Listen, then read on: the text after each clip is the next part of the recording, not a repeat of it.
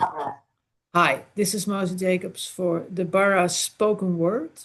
And on the 10th of September 2025, we will have as our special guests in DEBARRA'S folk club, actually, Pearse Street, Clonakilty, West Cork, Ireland. We will have Cathal Holden, who is standing not in front of me, but next to me. Actually, he's standing in Dingle and I'm in West Cork. Is that right, Cathal? Are you in? That's spot on. I'm west of Dingletown now. Okay, so but and yeah, I've seen you a couple of times. I've seen you perform in the bars and in Vale, I think maybe as well. And you are a poet, amongst other many other things, I think. Would you call yourself, is that is do you identify the most with your role of poet? And can you, Yeah, but your um, other roles as well? that's a good one. I think I started introducing myself to people as a poet pretty early on and very confidently. I think it was about 2021 where it's like, "Hi, I'm Cathal, I'm a poet." So I still kind of go by that, but there's a lot more strings to the bow now. I do mythology, so the longest story I tell is an hour and 20 minutes long. I also Okay. write shorts and I make hip hop, so really got an iron in every fire.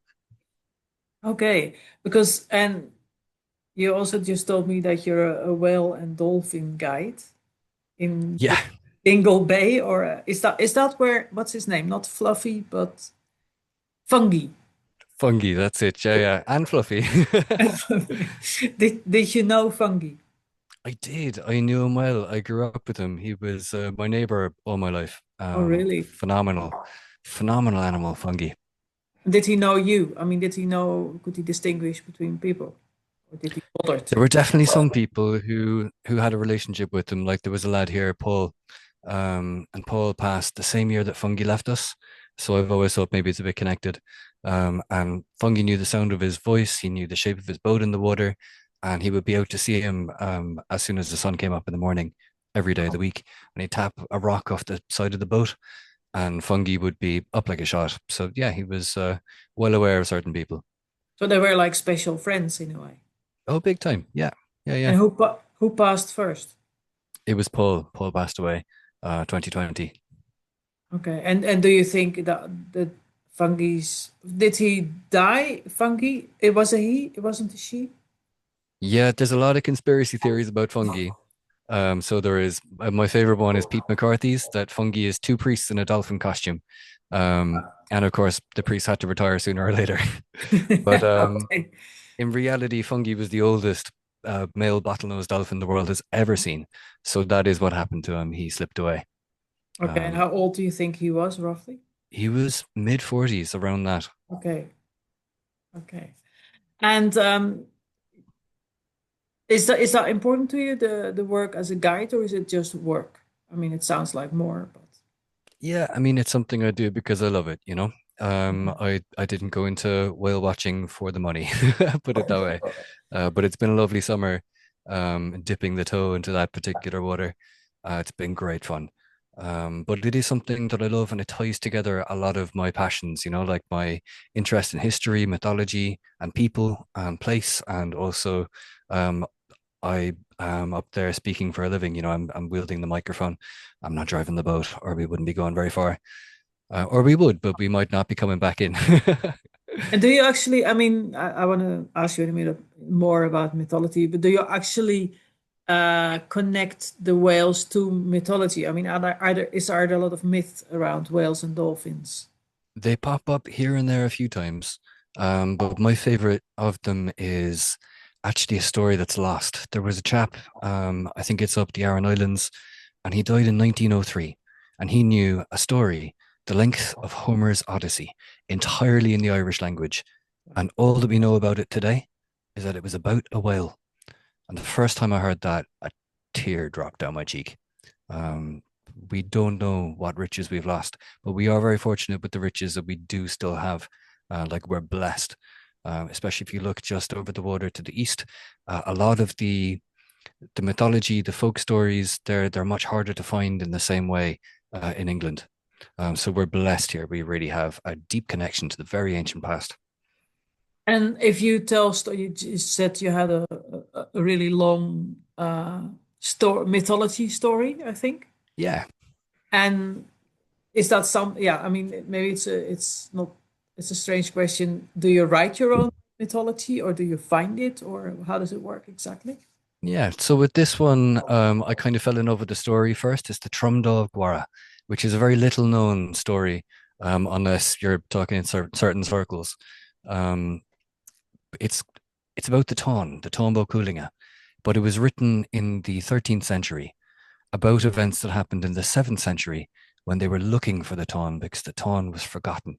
A lot of people don't know the Tawn, which is the greatest epic of Irish culture, was completely forgotten for a long time, and then it was reassembled, um, or so the story goes. So it's like a time kaleidoscope. We're in 2025. We're looking back at this story that is already 800 years old. And that story itself, when it was written, was about something that happened um, 500 years before. And even then, it's about the Tawn, which happened in around the first century. So we're looking backwards through Irish society, through the ages, in just all of these different incredible layers of society and culture. And it's amazing, just what's there in the depths of the annals and the books. Is But that the is that Tain? T after the IN, that's it, spot on. But And the what's Trumdov is more like it's more like the Hangover movie meets the Tombo Coolinga. It's a bit of a romp. It's great crack. So do I write the stories? I reinterpret them. okay? And I think with Irish mythology, one of the big ones is that we got very Christianized, and it was the monks who wrote down the stories. There's a fantastic inscription. I wish I knew it right off the top, but the abbot who supervised the writing of this particular book of Irish mythology included a forenote so that everyone would know that he was doing his holy duty.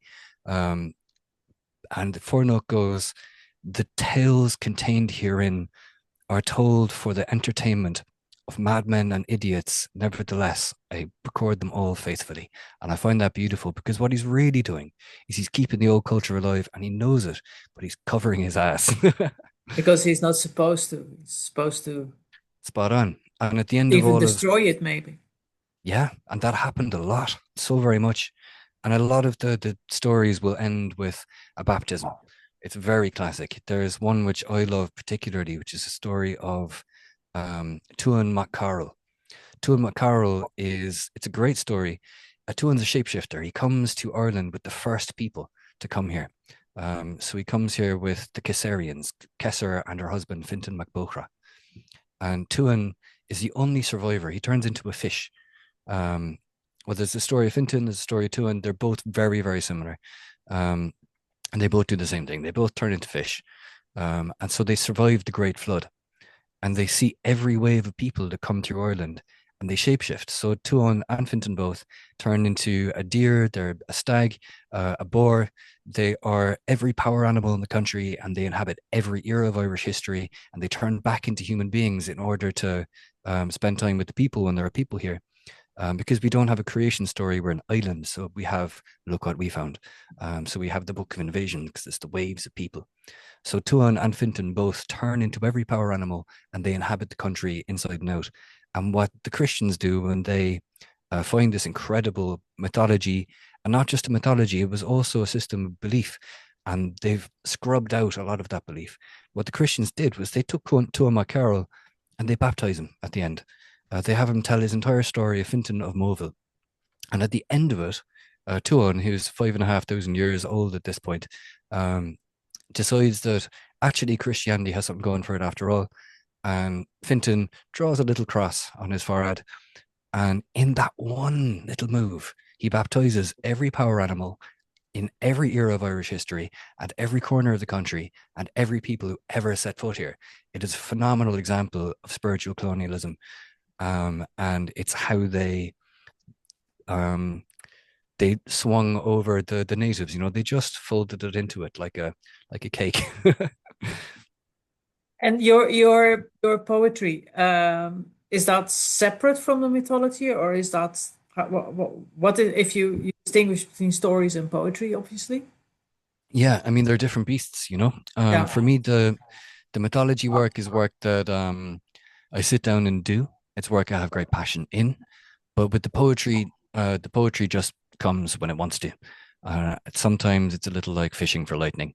Um, and there Wow. were times when I was just writing poems, and I could be a long time waiting for a poem. And then something would happen in my personal life, and I would feel um, a lot of things at once, and a poem would appear. Okay. And Do you know any, I mean, do you know any poems by heart? yeah, for sure. I mean, a lot of my practice is off the top. Um, so yeah, and the other thing is that when you perform a poem 100 times, it changes.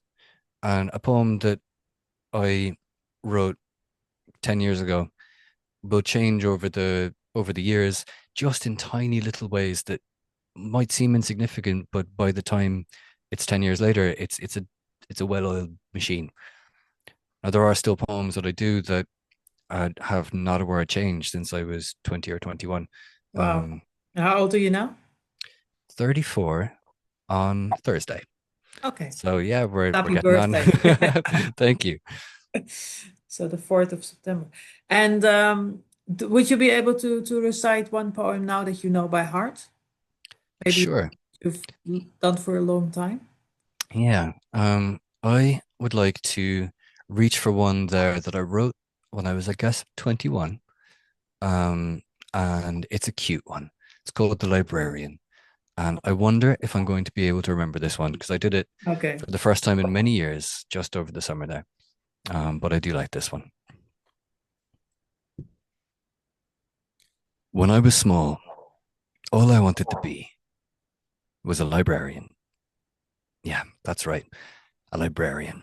A spaceship sailing, pirate secret agent, ninja star waving, Bowie knife shaving, save the planet from aliens librarian. See, I'd read by the fire, and when the danger was dire, I'd know what was required, like how to rewire the bomb, or that the monster's secret weakness was insulting its mom, or how to quickly flick the mechanics of my six-shooter to be the last dueler at noon in the saloon or the salon, how to take out a room full of stormtroopers to save the day, the world, and the blonde. Books would line the walls in my public domain bat cave. I'd shh the customers when they didn't behave, but I'd be understanding about late fees. A week I'd wave with a wave. I'd have beautiful women queuing just to hold my page, and I'd pull out my Bowie knife when I needed a shave. I'd have a holster for my lightsaber and my relabeler, and my behavior would raise the odd inquiry, to which I'd respond confidently.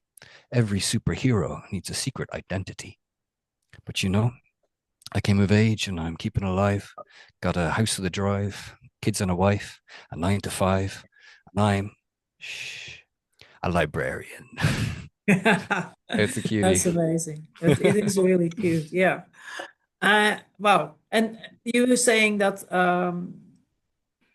like at some stage you must have realized, okay, I am a poet first and foremost. And can you remember that moment? Can you remember what sort of, well, maybe you wanted to be a librarian and then you turned into or Well, I always wanted to be a visual artist, and that okay. was my plan was to get up to NCAD, and then life just had its own plans, I guess. Um, I found myself, I loved hip hop when I was growing up, and the work of Saul Williams, especially, which is kind of a bridge between spoken word and hip hop. And at that time, I'd never even heard of spoken word. And so I was 17 and I was memorizing Saul's pieces and bothering the lads with them after a couple of pints, that kind of thing. And sooner or later, I was writing myself. And maybe 19, I started writing a couple of pieces. 20, they just started bursting out of me and I didn't know what to do with them at all.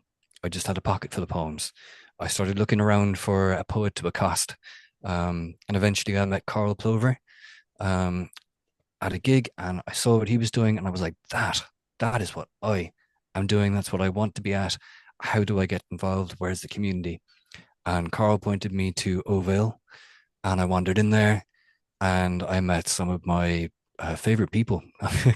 What an incredible community! It's a family, and I was going to that now for the last 14 years, and really, I have to say, Ovale was the cradle and the crucible that informed my my writing practice. Really, yeah. Amazing. Okay. What come? Do you write in Irish as well? Because I think you must speak Irish or not. I do. I only have a few small lines here and there in Irish, but I like to run it through a story if I'm telling a story. So I will have words in Irish in a story that I'm telling to a room full of English speakers. And if you pick up on them, well and good. But if not, it's like you'll get the gist and the color and the energy. Okay. Yeah. And do you have any ideas what you will be reading at the bars on Wednesday, 10th of September? Yeah, so I am going to do a bit of a hybrid set, I would say. So I'll start out with a few poems and maybe a bit of a short, and I will put on a few backing tracks and go into a few more hip hop pieces. So keep it interesting, build the energy up a little bit. So it'll be a real mixed bag. It'll be a bit of a variety. So that's what I will be bringing down. Yeah, for sure. Okay, I'm sure it will be a treat. Thank you very much. And I look really forward to seeing, hearing you perform and to the music as well. Are you making your own music? No, so on the tunes, I'm learning to produce and I'm having a lot of fun with it, but I'm leaving that at the moment to people who really know what they're doing. So I got a couple of heads about the place who are helping me with beats, and I'm using a lot of work from very talented producers online. And the hip hop then is a different animal altogether to the mythology and the poetry. And it's a very different energy, but it's one that I find is like underappreciated in its literary qualities. Like there's an artist, his name is Aesop Rock, and he's just one of the greatest poets ever to walk this earth. And that's like, I guess, um, the same built-in style where every line is faceted like a gem. It's it really sad. It's like the ultimate crossword. Um, it's such a perfect puzzle. It's beautiful, rhyming, bursting, juicy game of Scrabble. Every single piece of the intricately built hip hop, and it's the energy as well. It drives and it moves and it flows, and it's something, yeah, that I'm deeply passionate about. Okay, it sounds fantastic. It's See gonna be good fun. you. Okay, Well, it was bye. a lovely